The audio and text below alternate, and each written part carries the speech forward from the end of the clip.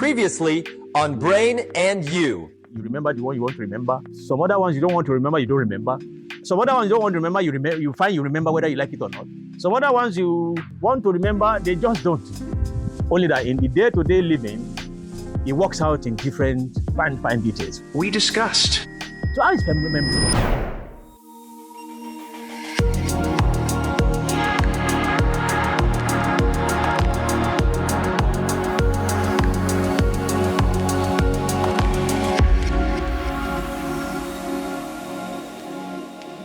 Where in your brain does memory live? Where in your brain does memory live? Well, we have come close to this part of the talk before, when we're talking about love at first sight and love while you remember your first love and all that. But it bears repeating now to say, memory lives, well, if you like, actually in the general way, memory lives in all of the brain. Why not? But in a more specific way, there's a particular part of brain that we know that memory really resides. It's called hippocampus. That's the first basic level where the electrical wiring that happens with formation of memory get organized, get laid down. And that's for the initial experience that you just partook in. When that memory, that event gets of enough strength in your perception that you think is something you want to retain, you're likely to work with your mind on that experience and want it to stay and persist for a longer time than just the now. So because you're going to now undertake some activities, which we'll talk about later, or the mere fact that experience is so powerful enough and it's something that your body knows you want to retain and still be able to reproduce sometime down the line, it will get into another part of the brain that you call prefrontal cortex. That is the prefrontal cortex, that's where the seat of a man's personality, the judgment part of a person resides. All of that will work together first at the hippocampal level, where a neuronal pathway will be set up. Nerve cells will try and establish some patterning of their sproutings. We call them neuronal plasticity.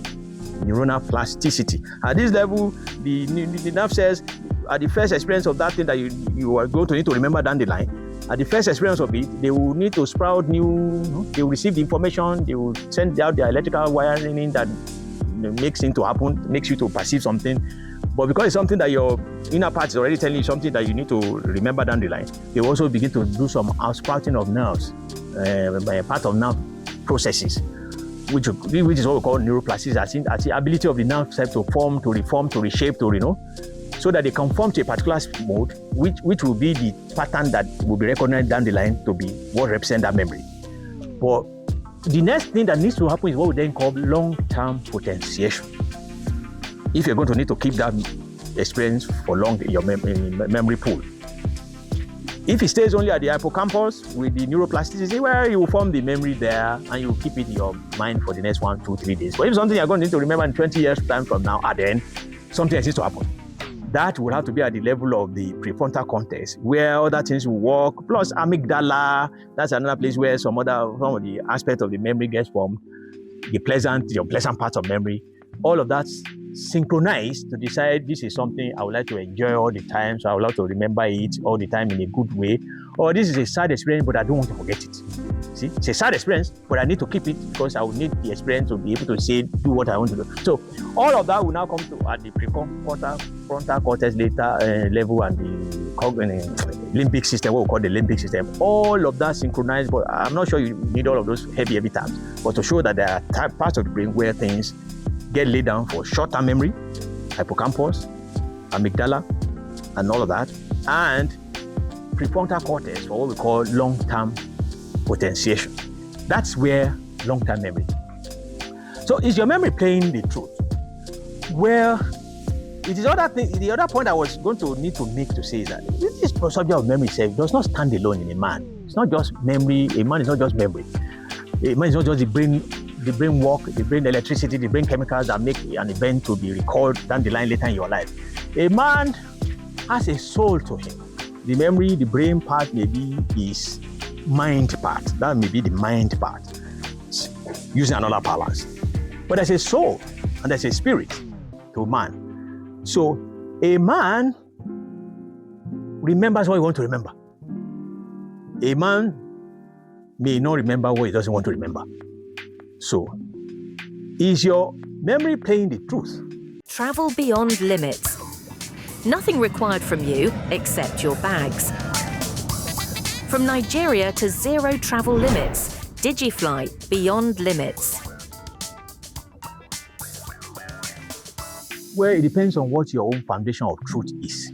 You see, if there's an experience that you think is okay for you, you like to keep forever, whereas to me, that may be a wrong thing, that may be the negative for me. But to you, if you think that's positive, well, there's a tendency for your brain, because you see, your mind will influence some of these things happening. You know, the higher sense of your being, higher part of your being, your mind, if you like, you know, your soul, your higher calling in life, what you consider your higher purpose in life, will come in a big way and sometimes in a small way to modulate, to kind of influence, to tone down, switch off, switch on, lower the volume of what you remember. So your memory can be playing the truth or maybe playing not the truth, depending on what colors that experience you had before. See, if it was your friend, if your friend harms you hard, but somebody in whom you are well pleased for a long time, you have been so heavily well pleased, you're likely to, down the line when you need to recall what he has done to you, to tone things down the way you report it, right? But if somebody you actually have tendencies to not really like, even when he does something that's not terribly out of this world, you're likely to blow it up in your mind and remember it as the most terrible thing that anybody has ever done to you in your life before, and like that. So, in all then, he gives hope. He gives hope. He also throws a challenge that memory is something that you can use, you can actually influence. You can help you to grow. And when you help you to grow, you can also influence it to do the good, to think the good, to speak no ill of people. Or if you let it like that and you don't work on it, it can turn itself against you, and you start seeing enemy where there may be a friend, or even the reverse, you'll be seeing a friend when actually the person is a dangerous human being. So in a nutshell, memory is formed with respect to the patterning of electrical activities generated from an event that you experienced either by sight, by sound, by taste, by touch, by what have you. And the memory will get made to the extent that you are interested in that event. And as you are interested in it, it will then get laid down. Which is why you will remember the song you had 20 years ago, but you forget the lunch you had just this Tuesday, because when you had the lunch, perhaps you are in a hurried state, you were in a hurry, you didn't pay attention, but maybe you had it on the go. And it's not terribly important to you. Your mind does not consider that a big deal of anything to record down the line. So that's why you forget it. So obviously you have control over your memory to enhance it, and also, well, even to leave it untouched and to let it go down.